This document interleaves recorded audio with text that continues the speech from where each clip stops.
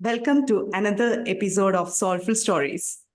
Today, we are honored to host a distinguished researcher, Dr. Vipindev Adat Vasudevan, who had recently completed his postdoctoral fellowship at Massachusetts Institute of Technology, USA.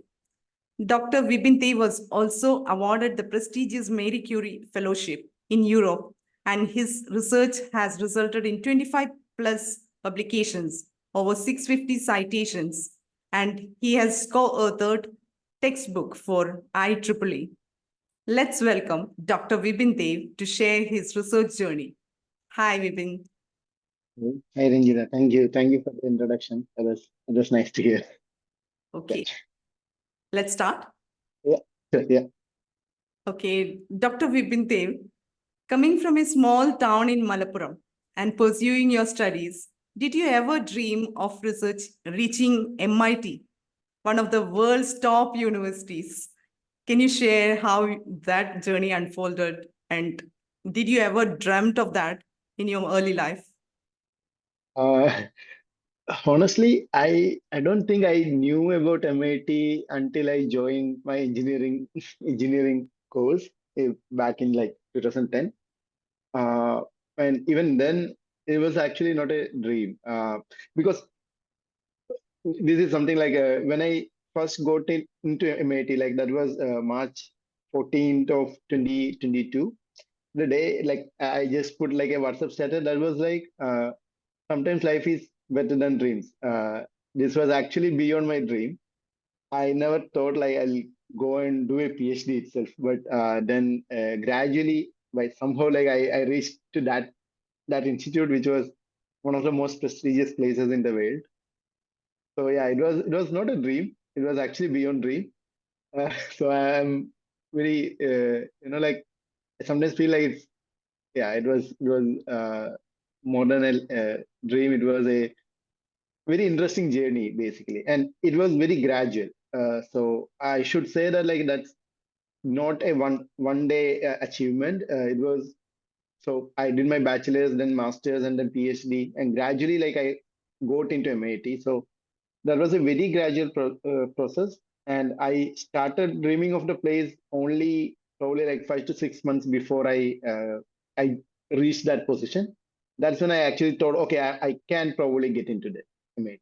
So that was the thing. Like we can discuss more on that Yes. entire journey, but like yeah, this is. Yeah, sure. Okay. So, did any experiences during your school or college days sparked your curiosity in technology? I mean, the moment that made you feel like, wireless communication or IoT is the right path for you, and how did you take it forward?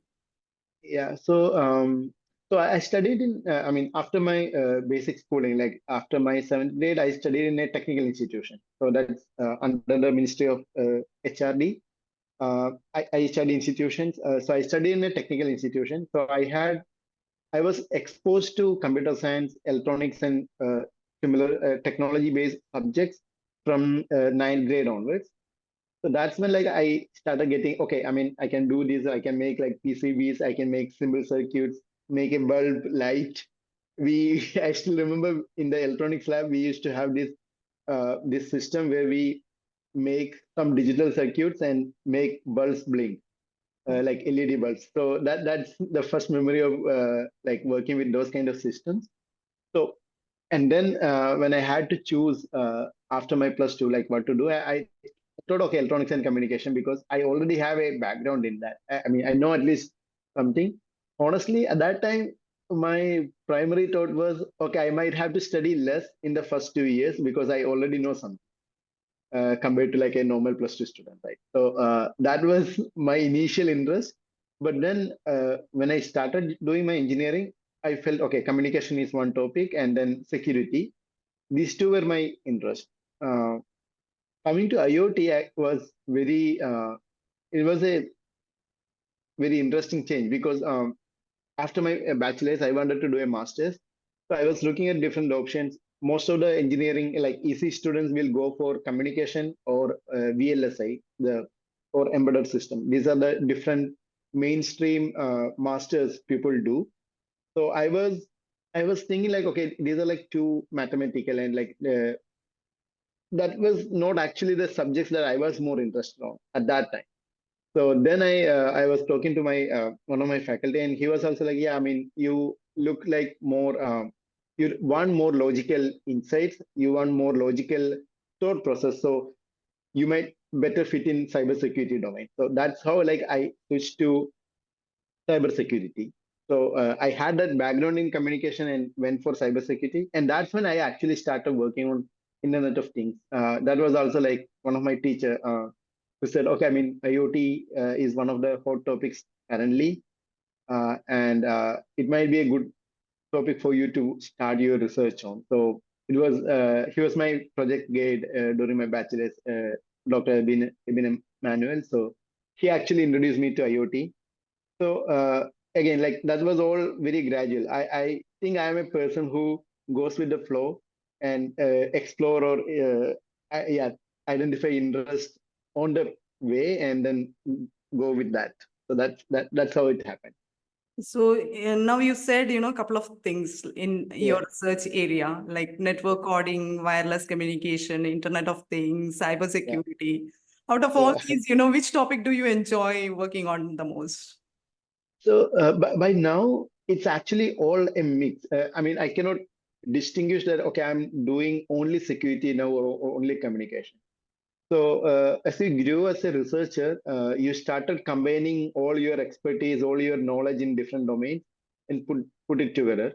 Because, for example, like right now, I'm working on a paper which explores some concepts from information theory, which is like very mathematical formulations, to cryptography, cybersecurity, or like security aspects for a wireless communication scenario.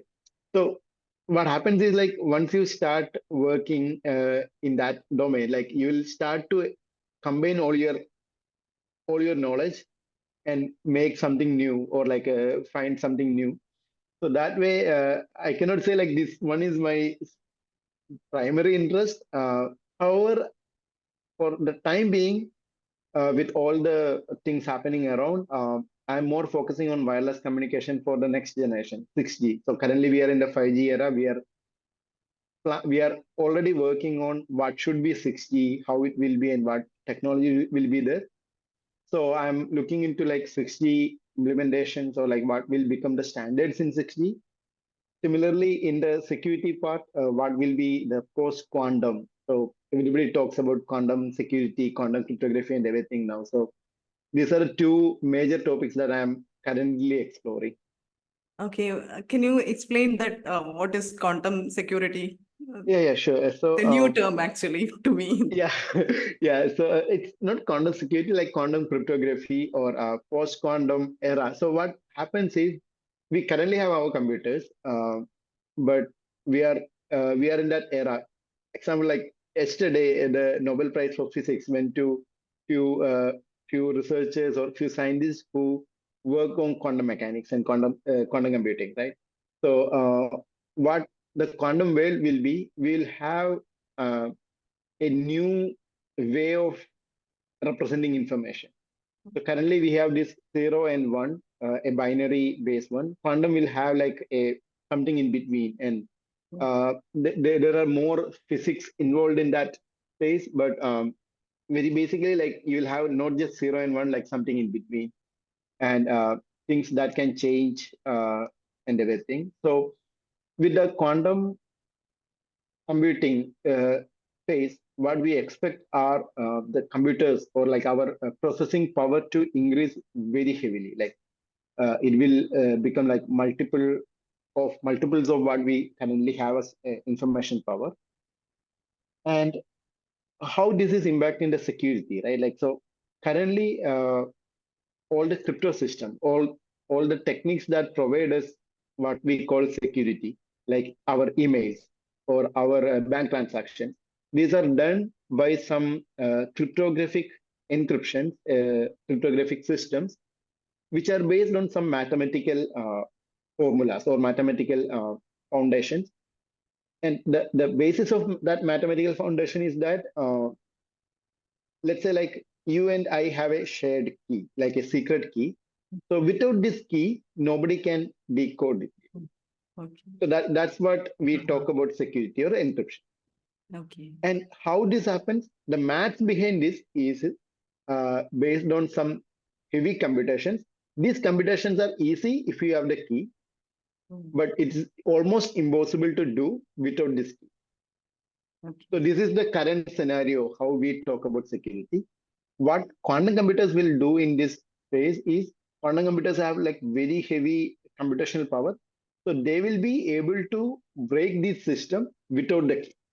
Or we assume or we expect when there is a quantum computer, it can actually break this crypto system, the mathematical equations that we are building on without the requirement of key. That will completely collapse the entire crypto system.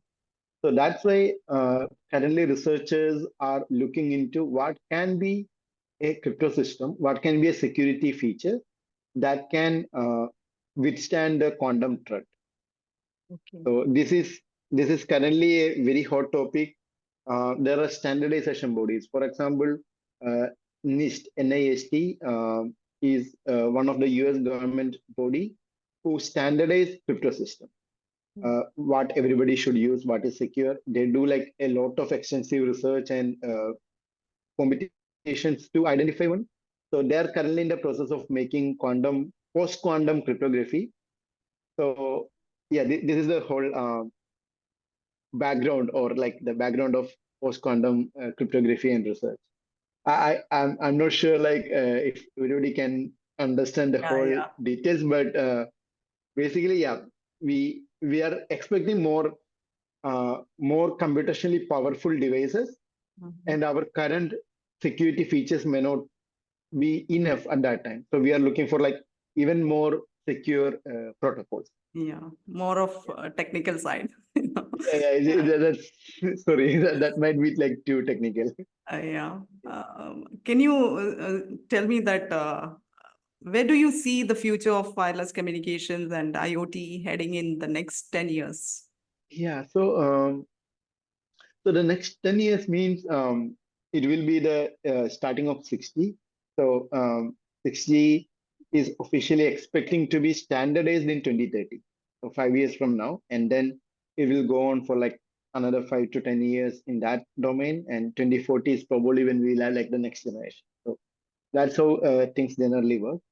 And there are few major things that we expect in that regime, like in the wireless communication domain. One, as we all know, like currently everything is going with the AI-based approaches, like artificial intelligence. Wireless communication will also include artificial intelligence. So what we think of 6G is a native AI-based technology. So it will have AI in its own core to increase our communication rates.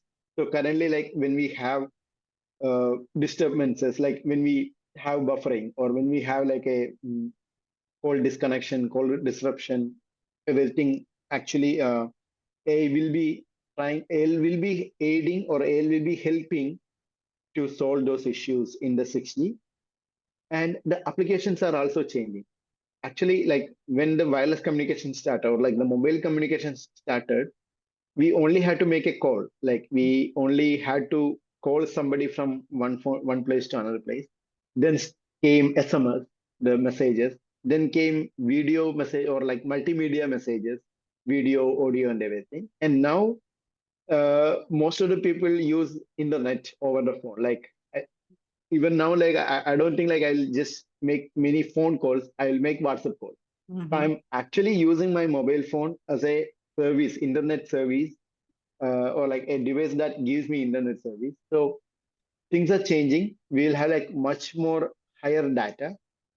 One another major application that we expect in the 6G will be augmented reality and virtual reality. Like we call it like XR, extended reality, because like we also don't know what are the old things it will come there, because all these discussion now we will not be happy with just seeing a video. We'll want to be in that immersive space. We'll have to feel it. So we'll need a 360 video and things like that. So these are all applications that we are thinking major use cases for 6G. So yeah, these are all different topics that probably in the next 5 to 10 years, like we'll see in our world. Yeah, Yeah. I don't want to see that, but like I can imagine a world where people will all wear like VR headsets and like we'll not see their eyes. But I don't know, like that might be the future. Very scary. Yeah, Okay. yeah. So, okay, apart from all this, you did your PhD in Europe through the Yeah. prestigious Marie Curie Fellowship. How did you first learn about this scholarship and how did you apply for it? Was it something you were already aware of while you're studying in PG? Uh, while PG, yes. While UG, no. So actually, during my undergrad, I was more into like other activities. I mean, I was okay. I was studying engineering, but I was studying in a government engineering college in Kerala. So I was also active in all the different organizations in the in the college, like IEEE, many different clubs, the union related activities and everything. So I was more into like that space of organizing stuff. But it's during my PG, that's when I probably started doing research or like taking research as a bit more serious. And that's when I realized, okay, I want to do PhD abroad. And that's when I started looking at fellowship, because going to study abroad without a proper funding plan, by taking a loan, I probably don't prefer that. I would, and honestly, like a PhD is a bit long time commitment. Like Europe, it's generally 3 to 4 years, but if it is in US or in India, it's a much longer time frame. And we are already doing your PG, and like so you want to be independent financially, right? So I was very sure like, okay, I'll go only if I get a scholarship. And that's when I started looking into that options. And Marie Curie Fellowship is like very prestigious. Again, as MIT, like I don't think I will get there. But what helped me was that interdisciplinary nature of my work. Okay, I have this background in my communication, electronics and communication, and I was doing it in my PG in cybersecurity. So that combination was the key for me to get into the Marie Curie Fellowship. And that project where they look at, or where they wanted a PhD student, was particularly for security on wireless communication. Uh, so they wanted somebody who knows wireless communication, from antennas to the computer side to its softwares and security part. So I was kind of a good match for their requirement. So coming to Marie Curie Fellowship, this is one particular advantage for Marie Curie PhD Fellowship. How it happens is some faculties and some researchers in European universities, they will form a consortium. So they will talk among themselves, we want to apply for a Marie Curie Fellowship. So it's actually the faculties there apply for a funding, because they come up with an idea that, okay, we have this big project which will take Europe into like the forefront of technology. And then they will propose that, and the European Council will evaluate all these proposals, and they award a particular number of Marie Curie projects.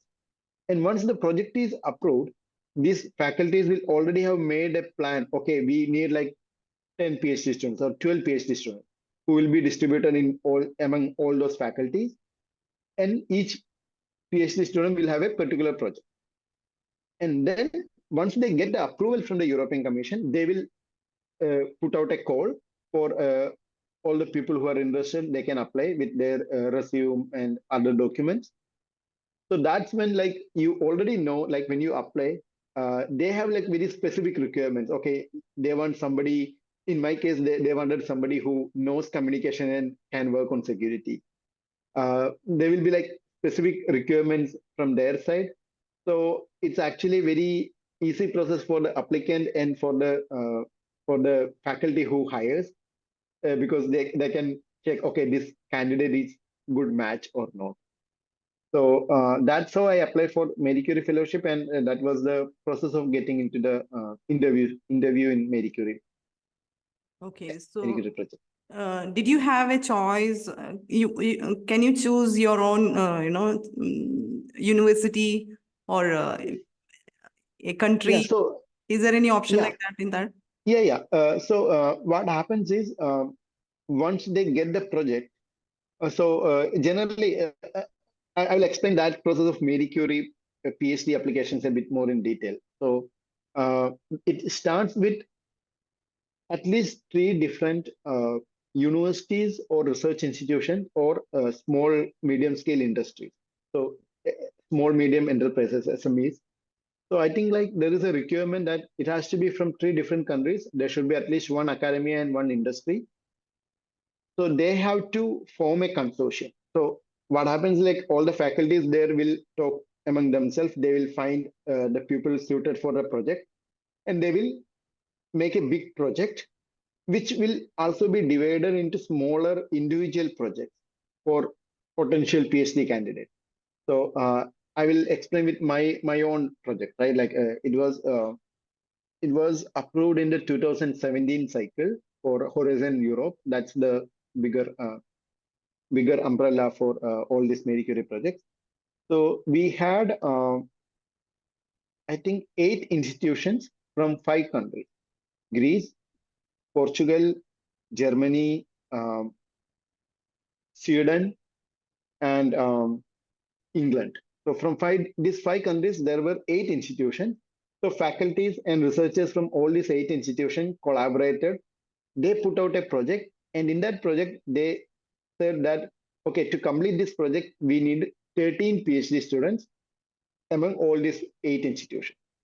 So that was the proposal. And once the proposal got accepted, then they put out the public call. Okay, now we have this funding for these 13 PhD students, and they put a call. Okay, these are the different projects you can apply. So all these applications should be uploaded in a common website. There is a Euraccess is a website managed by the European Union's research wing, Cordis. So in Euraccess, every Marie Curie project or every European Union funded project has to be advertised in Euraccess. So I came to know about my project through Euraccess.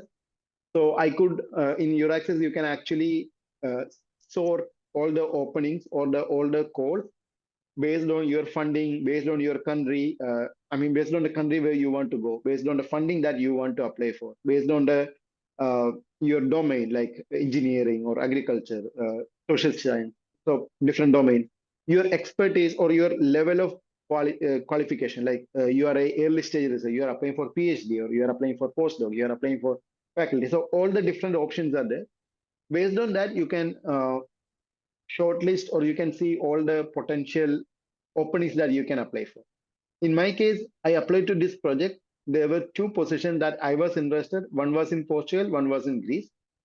So I applied to both positions, and and they get to know like all those faculties who collaborate on writing this proposal. They get to know like okay, this guy has applied, and then they decided I might be more suited for the Greek position, and then I got the interview from the Greek team or Greek part of the project.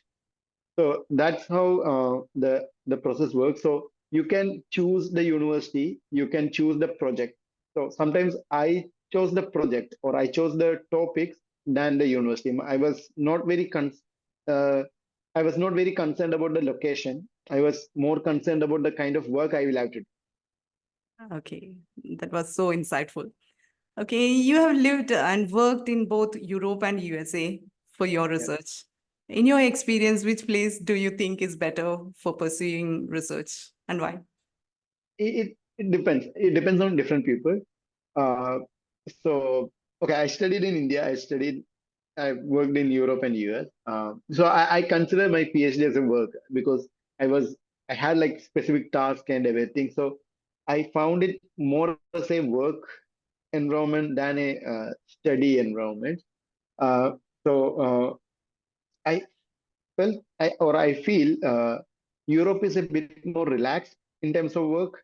There is a bit more work-life balance generally in their culture. Um, so that way, Europe is one option.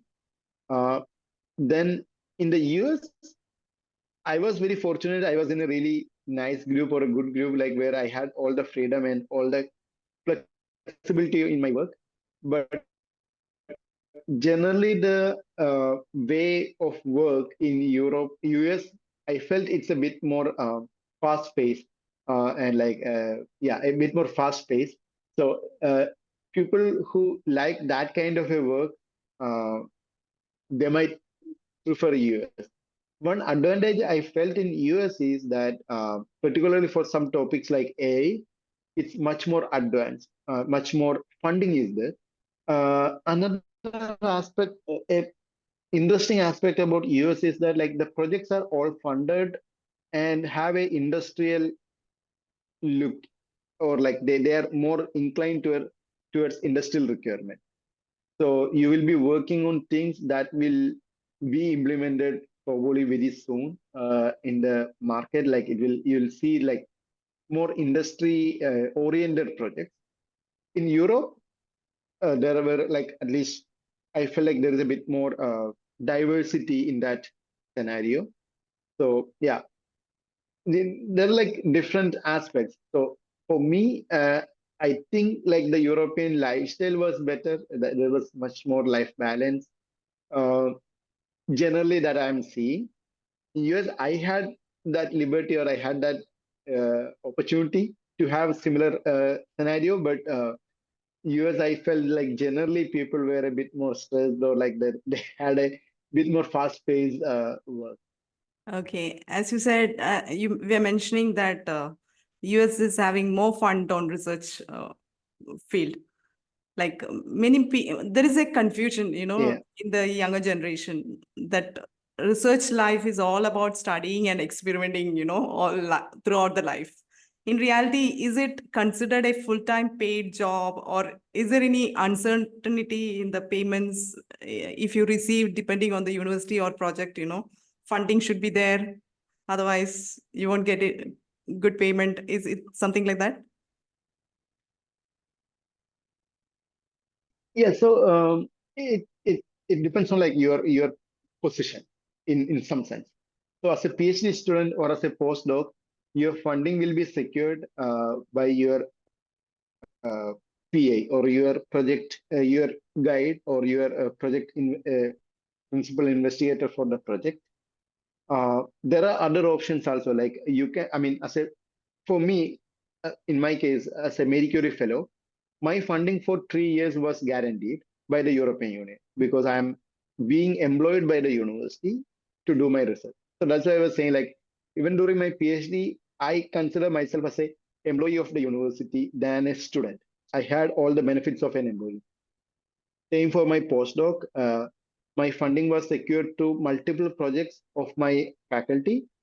My mentor at MIT. So she had funding for the projects, and I was employed through those projects. So, but where this become a change, like where you have to find your own funding. Sometimes, as a fellow PhD student, you can apply for fellowship, which if you get, like, you get funding through that. Similarly, for postdoc, you might apply for different fellowship. Again, Marie Curie Fellowship is there, Fulbright Fellowship is there. So if you are getting a fellowship, you are funded through that fellowship platform. Where you apply as a principal investigator to your project. So if I am applying for a grant on my own name or like to do my own research, I will get funded from a national government agency or from a company. So that's when like I'll get funding for that. So what happens generally is you will start a project, you will start hiring people only if you have funding. So if there is a funding shortage, then the hiring will reduce. Uh, uh, every institution, at least abroad, like at big institutions like MIT and other universities, they will ensure that when they hire somebody, they will ensure that they have money to spend on that person for the contract period. So that way, funding and positions are correlated. For example, currently, recently, like there was like a lot of funding constraints and funding reductions in the US, which had impacted many researchers because their funding was cut short. So they will be still complete their tenure within that contract period, but they may not be able to work after that unless they find a new funding. So these cycles are always there. Like you apply for funding, you get something. Once you get a funding, it will be for 2, 3 years. But by that time, like you will have to apply for like another funding, get for like next 3 years. So that's a cycle. Uh, and then faculties, professors, they will have it if they are tenured. If they have like a permanent job, then they will have their salary, but they still have to apply for funding to support their PhD students or postdocs. So this is the whole scenario of research and the finance of it. Uh, as an early stage researcher, as a PhD student or as a master's student with a fellowship or a postdoc, you really don't have to worry a lot about that because you are hired only if there is enough funding. So, and financially, I found that as a very viable option. I never had to struggle for finance. Like I was financially independent from the time I started doing my PhD. So, yeah, at least abroad, like you get paid actually nicely. So, yeah, that was good for me. Great to know that. And how can young researchers prepare themselves for opportunities like international fellowship or postdoctoral positions? So fellowships or PhD positions, because most of the PhD positions abroad, even I think currently in India also, most of the PhD positions are funded. Like you will be guaranteed a funding for a period, like maybe 3 years or 5 years. Because without funding, yeah, that work is like too much of a stress to do a PhD. So that way, like what you want to have is a good academic background for a project suited of your interest. Like you will have to identify what is your interest, then try to start working on that. Try to work on a topic which will be valid for the next 10 to 15 years. Because if you are currently starting to do a bachelor's or master's, and if you are working on a topic which will complete in like next 2 years, then you will find it hard to find a PhD position for that because okay, it's already done and like yeah, there is not much interest in that topic. So try to find topics which will be interesting for the future. That way, you will become relevant. Like by the 4 years or 2 years of your PG, you will actually be very relevant. You will be already an expert in that topic, or you know something in that topic, so that like you can apply confidently that okay, I know this much in this topic, and I would like to know more. I would like to study more. I would like to research more in this area. This is my background. I have done all these courses. I've done all these projects. So that's how like you will put up a strong case for yourself into any fellowship or any PhD position. And again, like as I mentioned, I briefly said that like I've studied this much, I have taken this many courses, I have done this many projects because projects become a very important part. Because as a PhD student, your duty is to identify a crucial problem and find solutions for that. So you are not just learning, you are also finding a solution. You are completing a project. You have a target.